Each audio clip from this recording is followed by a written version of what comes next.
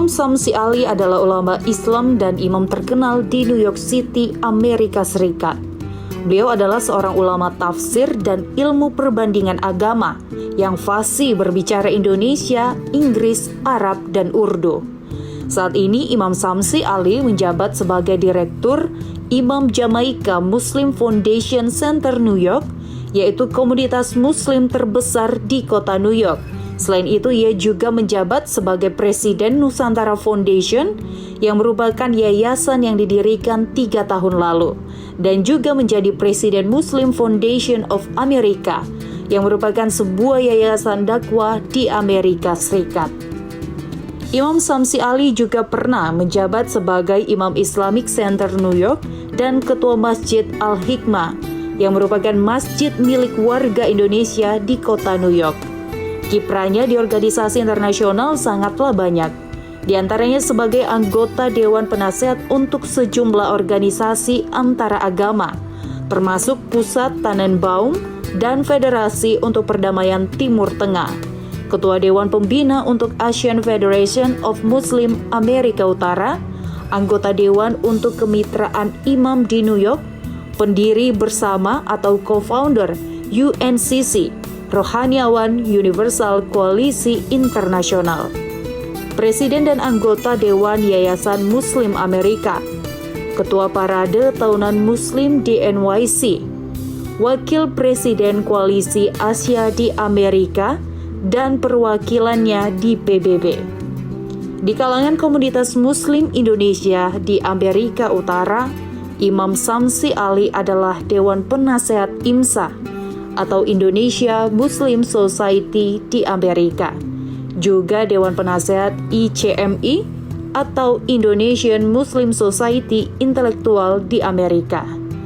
Dikenal di kalangan komunitas antar agama, menjadi penceramah di gereja-gereja, sinagog Yahudi, dan lembaga-lembaga lainnya, baik secara nasional dan internasional.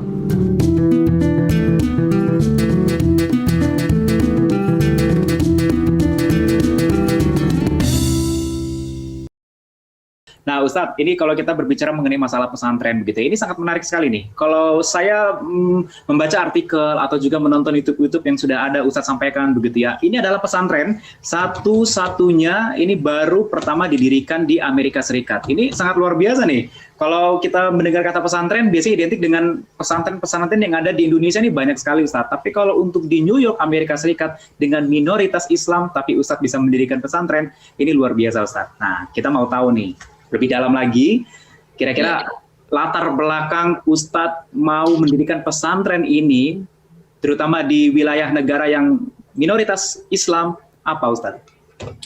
Iya, jadi sering saya sampaikan bahwa sebagai putra bangsa, seorang Muslim Indonesia yang sudah lama di luar negeri, satu hal yang menjadikan saya cukup galau adalah kenyataan bahwa Indonesia kok tidak terlalu dikenal, ya, tidak terlalu populer.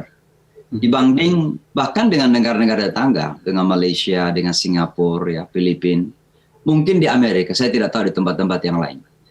Tapi minimal di Amerika saya rasakan itu. Nah, lebih khusus lagi, Islam Indonesia, dan kita adalah negara Muslim terbesar dunia. Kerap kali kalau saya ceramah di beberapa universitas tentang Islam, kemudian mengenalkan diri bahwa saya ini dari Indonesia, biasanya mereka dingin saja menyikapinya. Tapi kalau saya menyebut nama Bali, pada teriak, Bali is beautiful. Ya, Bali itu cantik. Terkenal Bali ya Ustadz ya? Nah, jadi seolah-olah kok Indonesia ini bagian dari Bali, apa tetangganya Bali, gitu ya. Ya, Bali lebih terkenal. Maka saya kemudian menjadi galau, apalagi ketika mengatakan bahwa saya ini datang dari negara Muslim, berpenduduk Muslim terbesar dunia. Ada yang mengatakan, kamu dari Mesir ya? Ada yang mengatakan Saudi Arabia, ada yang mengatakan Malaysia, bahkan ada yang pernah mengatakan, oh kamu Filipina, gitu ya. Nah, ini kan menjadikan saya kemudian semakin galau, maka di tahun 2013 akhir, saya mendirikan Yayasan Nusantara ini atau Nusantara Foundation. Nah, Nusantara Foundation ini, saya maksudkan untuk mengenalkan dakwah Islam yang kira-kira berwajah Indonesia lah. Yang ramah, yang sopan, yang berkarakter, mudah bergaul, easy going, mudah tersenyum, kan gitu ya. Karakter bangsa kita kira-kira begitu. Nah, saya kemudian melakukan beberapa program, termasuk pengenalan Islam di beberapa universitas, melakukan seminar Islam sekali setahun di PBB, Perserikatan Bangsa-Bangsa di Kota New York. Tapi kemudian 3 tahun yang lalu saya ditawarin sebuah properti di Connecticut, Amerika Serikat dan cukup luas, 7,5 hektar. Nah, ketika itu saya belum punya duit. Tapi ketika saya melihat properti itu, saya kemudian teringat langsung alma mater pesantren. Kenapa pesantren? Sebab saya merasa pesantren itu adalah backbone, tulang punggung pendidikan Islam di Indonesia. Maka untuk mengenalkan Islam di Indonesia atau Islam yang berwajah karakter Indonesia, maka tentu kita perlu pesantren. Nah, maka kami dirikan pondok pesantren ini sekaligus melakukan fundraising, ya, penggalangan dana dari Indonesia untuk menyadarkan teman-teman kami, saudara kami di Indonesia bahwa kita sebagai Muslim terbesar dunia perlu berada di garda terdepan untuk menampilkan Islam yang rahmatan lil alamin ini. Islam yang kira-kira tidak menakutkan lah.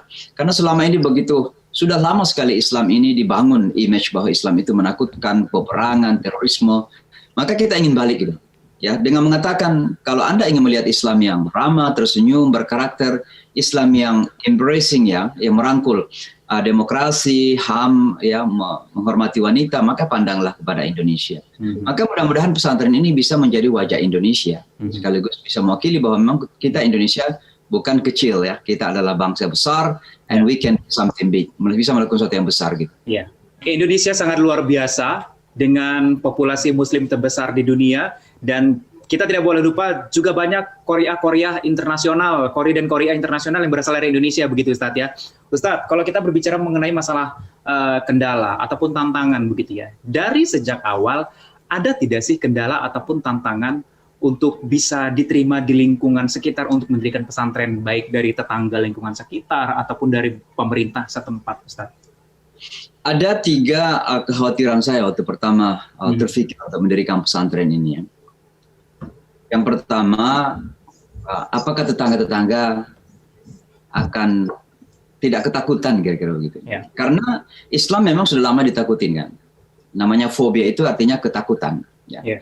Jadi ada rasa takut yang terkadang tidak berdasar karena ketidaktahuan, karena media yang menampilkan Islam secara salah. Maka banyak kecurigaan. Maka saya khawatir jangan-jangan tetangga kita bereaksi negatif nantinya. Yang pertama, yang kedua, saya khawatir jangan-jangan pemerintah tidak memberikan izin, ya, akan mempersulit. Ya. Yang ketiga tentu, apakah kita bisa mampu menggalang dana untuk membeli lahan tersebut atau properti tersebut. Nah, alhamdulillah ternyata yang pertama dengan tetangga, dengan pendekatan-pendekatan ala Indonesia kita undang dengan senyuman, kita siapkan makanan apa adanya, mereka senang sekali. Dan mereka langsung mengatakan, you are different, kamu katanya ini lain. Lain itu dalam arti kok, lain dari Islam yang selama ini kita fahami. Lain dari Islam yang selama ini kita lihat di televisi, di media massa. Kok kita ini bisa ramah, kemudian bersahabat ya. Dan ini sudah merupakan dakwah sesungguhnya. Tanpa kita rasakan bahwa itu dakwah besar.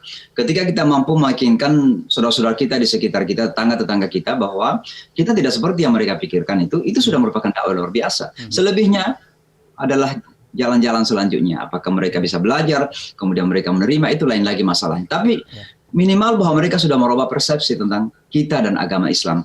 Nah, yang kedua, apakah pemerintah setempat akan memberikan izin? Ini kekhawatiran juga, apalagi di zaman Donald Trump kan kami memulai pesantren itu di zaman pemerintahan Donald Trump. Dia ternyata alhamdulillah tidak terlalu sulit juga, bahkan mereka beberapa kali meng-email ya kapan memulai proyeknya, karena kita sudah menginformasikan bahwa kita akan membangun beberapa fasilitas. Karena untuk membuka pesantren secara full perlu fasilitas, ada masjid, ada gedung-gedung sekolah, ada asrama kan. Maka kita beritahu bahwa kita akan membangun. Ya. Dan mereka sudah beberapa kali meng-email, yang mengirim email kepada saya pribadi bahwa kapan kira-kira, sehingga mereka bisa membantu untuk mengeluarkan izin pembangunannya misalnya kan. Nah yang ketiga ini tentang pendanaan memang agak terseok-seok karena pandemi 19 kemarin. Tapi alhamdulillah lahan 7,4 hektar atau 7,5 hektar itu sudah dilunasin dan sudah menjadi milik kita 100%. Malah sekarang ini sedang diproses pembelian 3,1 hektar lagi. Dan mudah-mudahan dalam waktu dekat bisa kita transfer lagi, kita tanda tangani pembelian. Dan sampai saat ini masih dalam proses pengumpulan dana ya, Tat? Kalau boleh tahu nih, Tat, apakah boleh Ustadz sampaikan mungkin ada website ataupun kanal-kanal dari Nusantara Foundation untuk kita bisa mungkin ada sedikit rezeki untuk bisa menggalang ataupun membantu gitu, kemana Tat ininya, Tat? Jadi bisa dilihat di nusantarafoundation.org. Itu di situ website daripada Nusantara Foundation dan juga updates daripada pembangunan pondok pesantren kita. Di situ juga ada kontak yang bisa dikontak, ada rekening saya kira di situ juga yang bisa disalurkan dana bagi Bapak dan Ibu yang ingin beramal, apalagi di bulan Ramadan ini. Memang kita masih terus-menerus melakukan penggalangan dana karena ini proyek besar, ya tentu proyek yang memerlukan waktu yang cukup panjang. Apalagi memang saya harus bersabar karena ketika rupiah didolarkan itu menjadi kecil. Ya, tapi saya tidak melihatnya ke situ. Saya melihatnya justru semangat dibalik dari itu bahwa Indonesia bisa melakukan sesuatu. Ya walaupun mungkin 5 tahun, 7 tahun saya tidak tahu. Tapi yang pasti bahwa kita harus terus-menerus melangkah agar pada masanya nanti orang bisa mengatakan bahwa this is an Indonesian. Ini adalah Indonesia. Ini adalah pemberian Indonesia, ini adalah kontribusi Indonesia. Dan saya kira ini sangat penting sekali untuk nama Indonesia. Dan oleh karenanya kami menghimbau semuanya untuk bisa terlibat. Sekaligus membangun rasa tanggung jawab bahwa dakwah ini milik kita bersama dan tanggung jawab kita bersama. Insya Allah. Nanti kita tayangkan juga ada beberapa desain yang memang sudah dikeluarkan dari pihak Nusantara ya. Kalau saya lihat di channel YouTube ataupun di mana, ini sangat luar biasa modernnya untuk pesantren di New York, Amerika Serikat ini, Ustadz. Ya, jadi Kang Emil, Gubernur Jawa Barat, itu teman dekat memang. Beliau pernah menjadi salah seorang jamaah kita di kota New York ya. Kami dekat dari dulu. Anak pertama beliau itu lahir di kota New York dan anaknya itu punya hak untuk menjadi warga negara Amerika. Baik. Jadi beliau yang kemudian mendesain itu dan memang saya menyarankan agar jangan lagi kemudian terlalu identik Timur Tengah.